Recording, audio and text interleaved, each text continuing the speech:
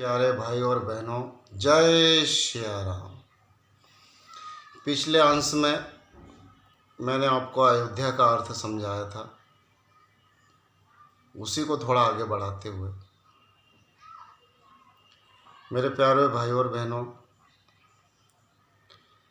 युद्ध मुक्त जीवन, झगड़ा मुक्त जीवन, तकरार मुक्त जीवन, नफरत मुक्त जीवन जहाँ होगा वहाँ सकारात्मक शक्तियाँ हमारे आसपास होगी, पॉजिटिव एनर्जी हमारे आसपास होगी, ये तो तय है। और भगवान का भी वास होगा। इसके विपरीत जहाँ नफरत है, झगड़ा फसाद है, तकरार है, वहाँ साक्षात लंका है, वहाँ रावण का राज होता है। आज हम संसार में देख रहे हैं कैसी कैसी घटनाएं हो रही है। वहाँ हैवानियत हावी है, वहाँ रावणता हावी है। साक्षात जीवन को लंका बनाए बैठे हैं।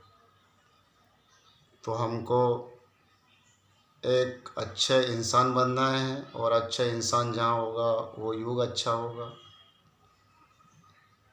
तो हम यही उम्मीद करते हैं कि पूरा संसार राम जैसा आचरण वाला हो जाए, हर किसी में मर्यादा आ जाए,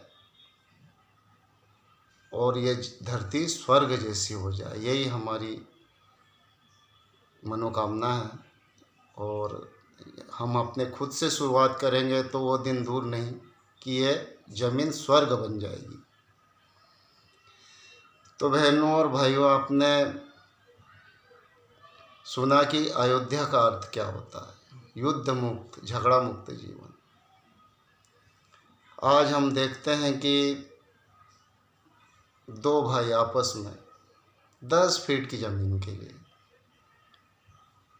आमने सामने कटघरे में कोर्ट में खड़े हैं अपना अधिकार लेने के लिए। और जीवन का निचोड़ भी 10 फीट ज़मीन ही है। 10 फीट ज़मीन में या तो दफना दिए जाएंगे या जला दिए जाएंगे, राख हो जाएंगे। फिर भी 10 फीट ज़मीन के लिए झगड़े जा रहे हैं। जीवन को साक्षात लंका बनाए हुए हैं, रावण का राज कर रखा है। तो अपने जीवन, मनुष्य जीवन पाने का भी क्या फ़ायदा। इसलिए बहनों और भाइयों, अपने जीवन को अयोध्या बनाओ, जहाँ राम जी खुश होके हमारे जीवन में आए, पवित्र बने, मन वचन कर्म से पवित्र बने। इसी आशा के साथ अगला है दशरथ बने। राम जी को यदि जीवन में लाना है तो दशरथ बने। दशरथ से अर्थ है 10 और रथ। 10 तो संख्या हो गई, रथ जिसमें घोड़े जूते रहते उसको हम रथ कहते हैं। तो 10 से मतलब 10 घोड़े से जुता हुआ रथ, वो हमने सुना है 10 रथ कि अर्जुन का रथ था शायद, जिसे भगवान श्री कृष्ण ने चलाया था। वो सारथी थे महाभारत के युद्ध में। अब ये ज्ञान तो मुझे भी नहीं है कितने घोड़े थे उसमें। बाकी यहाँ 10 रथ का अर्थ की बात चल रही है। तो 10 मतलब 10 संख्या, और रथ मतलब वाहन। यही हमारे दिमाग में आता है, 10 घोड़े से जुता हुआ रथ। अब ये यदि हम देखेंगे तो ये शरीर भी हमारा 10 घोड़े से जुता हुआ शरीर है, 10 इंद्रियों से।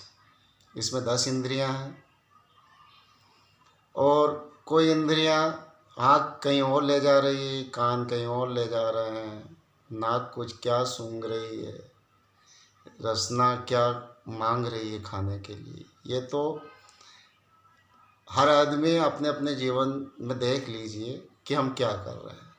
बाकी जो दशरथ थे, भगवान राम जी के जो पिता थे, वो 10 इंद्रियों को अपने कब्जे में कर रखे थे। 10 इंद्रियों के वो स्वामी थे। वो जैसा चाहते थे इंद्रियां वैसा करती थी। और बेलगाम घोड़े नहीं थे, बेलगाम इंद्रियां नहीं थी कि अपने हिसाब से रथ को कहीं भी ले जा रही। तो 10 इंद्रियों से जुता हुआ ये शरीर है, मतलब 10 इंद्रियां इस शरीर के अंदर है और इसका रथी आत्मा, जिसका मन पे कंट्रोल है, इंद्रियों पे कंट्रोल है, वो दशरथ कहलाता है। आप सब अपने अपने जांच कर ले कि कौन इंद्रियों पे नियंत्रण कर रखा है। यदि हम अपनी 10 इंद्रियों पे नियंत्रण करेंगे तो ही दशरथ बन पाएंगे, और दशरथ बन पाएंगे तो हमारे यहाँ भी भगवान राम के आने की पूरी संभावना है। इसलिए दशरथ बने, अपने जीवन को अयोध्या बनाएं, इंद्रियों को नियंत्रण में रखें, इन आँखों से अच्छा अच्छा देखें, अच्छा अच्छा सुने, रसना से अच्छा बोलें, अच्छा खाएं, शुद्ध खाएं, पवित्र बोले, मीठा बोले। ये है इंद्रियों पे कंट्रोल, यही है इंद्रियों पे नियंत्रण जो राजा दशरथ अपनी इंद्रियों पे कर रखे थे। तो पहला था अयोध्या बने, अपने जीवन को अयोध्या जैसा बनाए, और दूसरा है राजा दशरथ जैसा जीवन बनाए, इंद्रियों पे नियंत्रण वाला शरीर बनाए, तभी भगवान राम हमारे जीवन में आएंगे। और तीसरा सूत्र अब है कि 3 रानियां का भी होना जरूरी है, तभी भगवान का जन्म होगा। जहाँ 3 रानियां हैं, भगवान राम जी का जन्म तो माँ कौशल्या के कोख से हुआ, बाकी 2 की भी भूमिका है।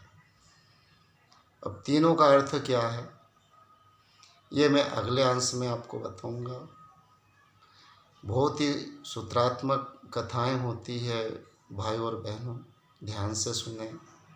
हो सकता है कि कोई सूत्र आपके जीवन में परिवर्तन ले आए और आप इस मानव देह में जो आए हैं वो सार्थक हो जाए। सब विवेकी, सब ज्ञानी ऐसा नहीं है। हो सकता है कि मेरे ज्ञान से आपका ज्ञान